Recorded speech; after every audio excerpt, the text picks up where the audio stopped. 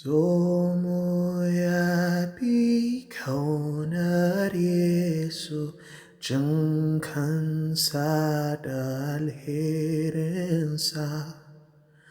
Yana shirya mana wuri cikin sama gun Uba.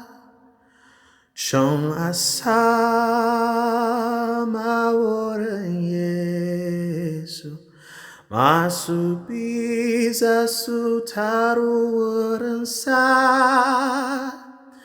Za mu raira waka mu yabi girman sunansa. Can a sama wurin Yesu, masu bi za su taru wurinsa. Za mu raira waka mu yabi girman sunansa.